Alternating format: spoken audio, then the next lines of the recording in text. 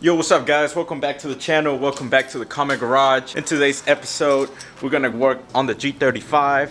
As you guys can see it right here, look at that beauty. It's broken down. It has a misfire. It actually has like 7 codes. It has a misfire. It has 3 sensors. The camshaft sensor and the crankshaft sensors. 3 of them out of the 4 went bad. We also have a new install. We're finally gonna install our Kinetix Velocity intake manifold. I bought that probably about 2 years ago. I had it stored away, and now that we're prepping the car, I thought, you know, might as well, since we gotta change the spark plugs, we gotta change the sensors, let's go ahead and slap on the manifold. So there's gonna be a little mini series of episodes for the next few videos. Hope you guys enjoyed, and we're gonna go ahead and start today's episode with installing the Kinetix manifold. Let's get it. So the G35 comes with this massive, ugly manifold that covers pretty much the whole engine. What we have to do is remove all the screws that tighten up and hold the manifold in place. We gotta take apart the cold air intake. We gotta remove the hoses right here. This air vacuum hose, the PCV hose. There's a couple of hoses that go behind. Those hoses behind there, they're coolant lines. We gotta do a bypass. So let's go ahead and start by just remove the negative terminal of the battery, and then we can go ahead and tackle this.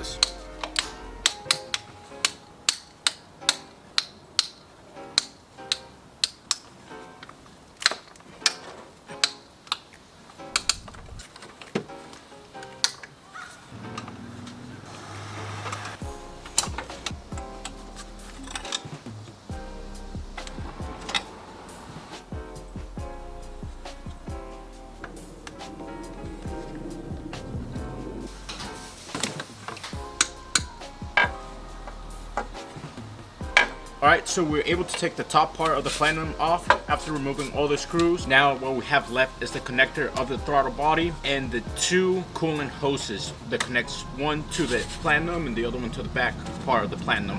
We're going to go ahead and remove that so we can take this fully off.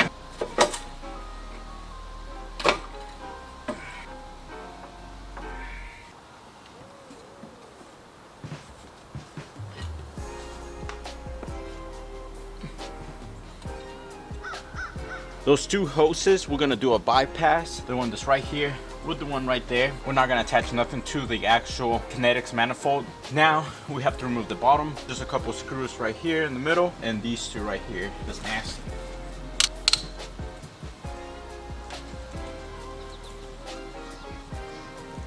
Just have to remove this last screw that goes to this bracket to this line. I remove the one right here. Remove all the hoses right here, the PCV one. I gotta remove this one.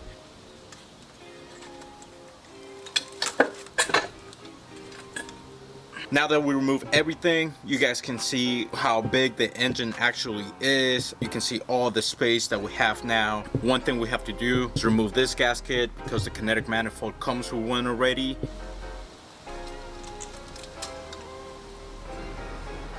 Here we go guys, we have the little bypass. It's a 90-degree angle one that we're gonna connect both of the hoses that have coolant. This is day 2 of the Kinetix manifold install. We took advantage, since we had the manifold out, to do the spark plugs and the camshaft and crankshaft sensors, as you guys will see in the next episodes. Let's go ahead and tackle and finish up this install. We replaced all the spark plugs, the camshaft sensors. We went ahead and did the bypass of the 2 coolant hoses, since we're not gonna use these to connect to the new manifold. Now with our Kinetix manifold, it did come with another throttle body, so we're not gonna remove the one that we have originally. This Kinetix manifold already came with a gasket. It's a cork style gasket, I believe. It looks okay, doesn't look the best, but this one actually seals better than the other one. I did a little research, and it's recommended to put a little bit of oil around this gasket so it can seal properly. One of the main things you want to do with this, you want to put those back 3 bolts, those screws, before you place this on the engine. That way it's easier. Getting to this back one, it's almost impossible. The other 2 are doable, but if you put this without the screws in the back, it's gonna be impossible to put this in the back. You definitely need one of these. You need a long extension Allen key. The guy I bought this from actually gave me this key.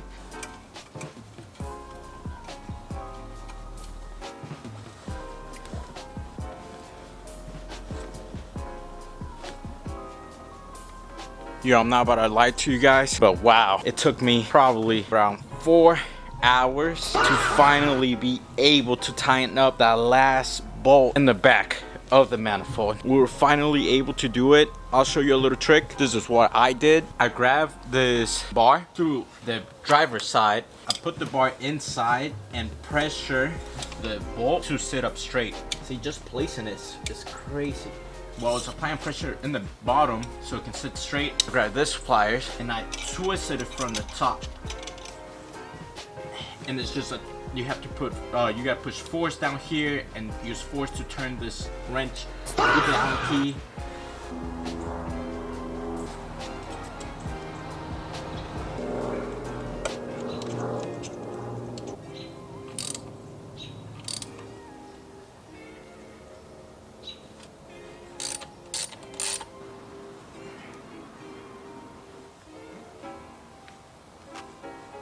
All right, as you guys can see, we have everything in place.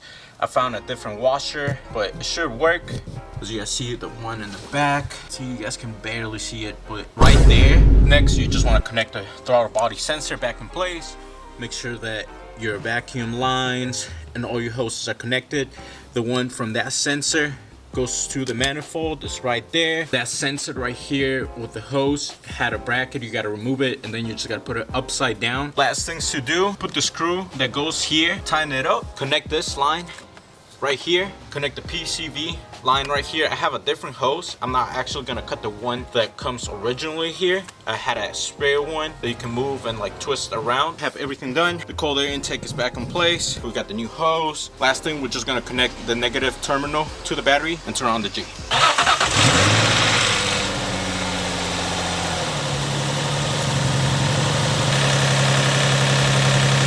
After the G35 warmed up, we don't have no engine lights, no codes. The throttle looks good. The temperature looks good. I'm gonna go ahead and drive the G35 around for a little bit to make sure everything's running smooth. The throttle response is fine. No engine lights come up. If anything, I hope you guys enjoyed this episode. Don't forget to subscribe, leave a like, and comment down below. And stay tuned to find out what happens to the G35 on the next episode of the KameGarage. Peace.